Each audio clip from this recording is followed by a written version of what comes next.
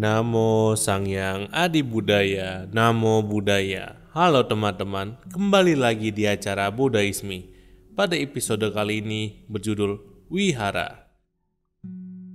Sebelum cerita berlanjut, yuk klik tombol subscribe dan tombol lonceng, biar kalian gak ketinggalan info Budaisme. Hampiri zona nyaman, rilekskan diri, dan biarkan narasi kami menemani perjalanan Anda. Mari kita mengetahui bersama. Pada episode sebelumnya, kita telah menyentuh subjek alat-alat ibadah Buddha, di mana puja bakti lazimnya dihelat di wihara atau kelenteng. Saat teman-teman pertama kali mendengar kedua tempat ini, mungkin teman-teman bertanya, bedanya kedua tempat ini apa ya? Fungsinya selain untuk ibadah puja bakti apa? Wihara berasal dari bahasa Sanskerta yang secara etimologi berarti rumah atau tempat tinggal.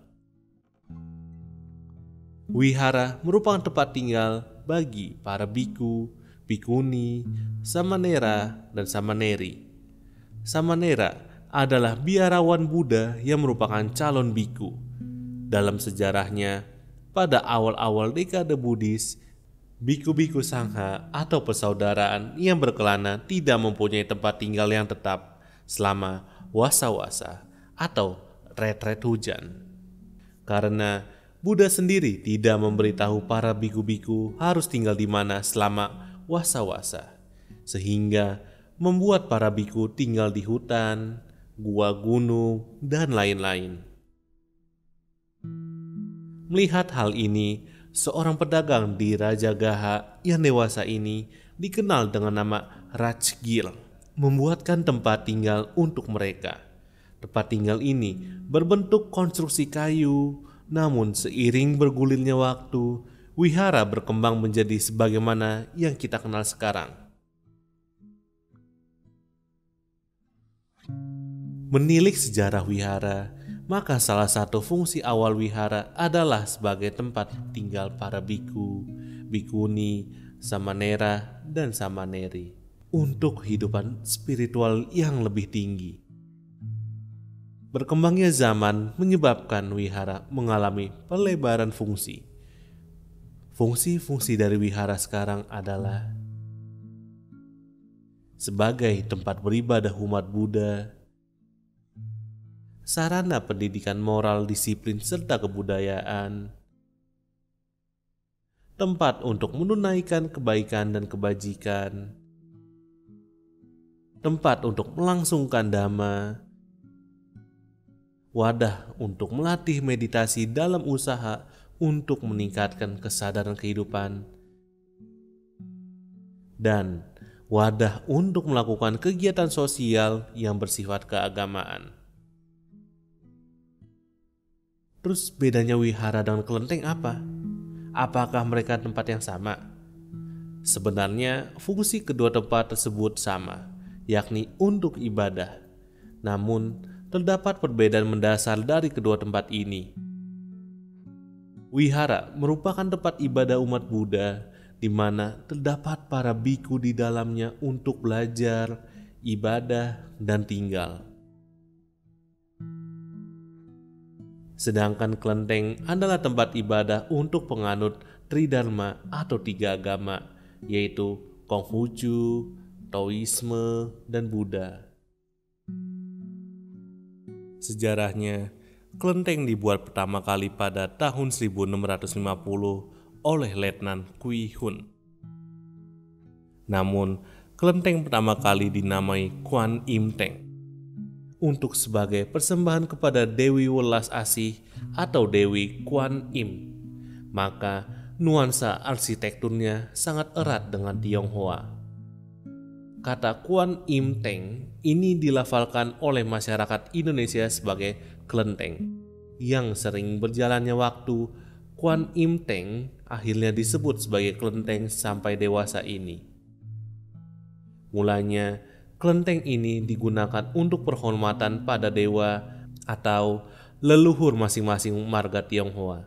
Dan bertepatan dengan perkembangan zaman, penghormatan dewa dewi ini dibuatkan ruangan khusus untuk beribadah tiap marga.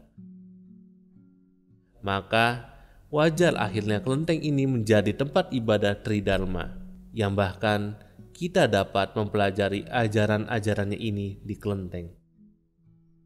Sehingga kelenteng dan wihara memiliki perbedaan dari segi arsitektur, umat, dan fungsinya secara detail. Tapi kalian tahu gak sih, kalau tiap kelenteng mempunyai keunikannya masing-masing, di mana tiap kelenteng di setiap wilayah ada yang kental dengan salah satu nuansa Buddha, Konghucu, maupun Taoisme. Hal ini dapat terlihat dalam arsitektur kelentengnya dan ornamen-ornamen yang digunakan dan dikarenakan pengaruh budaya yang berada pada wilayah tersebut. Melalui penjelasan ini, kita dapat memahami pemeluk agama Buddha dapat beribadah baik di wihara maupun kelenteng. Kalau teman-teman Buddhaisme tertarik mengunjungi wihara untuk mengetahui lebih jauh, jangan lupa terdapat beberapa aturan sebelum kalian memasuki wihara, seperti 1. Melepas sendal dan membuka topi. Tindakan ini dilakukan untuk menghormati umat Buddha dan tempat ibadahnya. Maka kita harus menjaga kebersihan dengan cara meninggalkan sepatu atau sendal sebelum memasuki daerah sembahyang. 2. Mengenakan pakaian sopan. Pakaian sopan merupakan bentuk penghormatan terhadap tempat ibadah pemeluk agama Buddha. 3. Mematikan ponsel genggam. Hal ini dilaksanakan untuk tidak mengganggu ibadah teman-teman Buddha kita. Apabila ingin mengambil foto, baiknya teman-teman izin terlebih dahulu dengan pengurus wihara. 4. Tidak menyentuh patung Buddha. Aksi ini sangat tidak diperkenankan untuk dipegang begitu saja. Kalau teman-teman memang penasaran, alangkah bijaknya teman-teman meminta izin kepada pengurus wihara. Dan 5. Tidak makan di wihara. Alangkah baiknya teman-teman tidak makan di wihara karena khawatir akan membuat wihara kotor dan sama seperti tempat ibadah kita sendiri. Tentu saja kita tidak mau kalau tempat tersebut kotor. Sekian informasi yang dapat Buddhaisme sampaikan. Budayana TV sangat menghargai teman-teman yang sudah subscribe dan menonton. Semoga informasi yang disampaikan bermanfaat. Apabila terdapat kelalaian penyebutan dan penamaan, mari kita bertukar opini di kolom komentar. Jangan lupa bangga mengetahui bersama. Namo Sang Hyang Adi Budaya, Namo Buddhaya.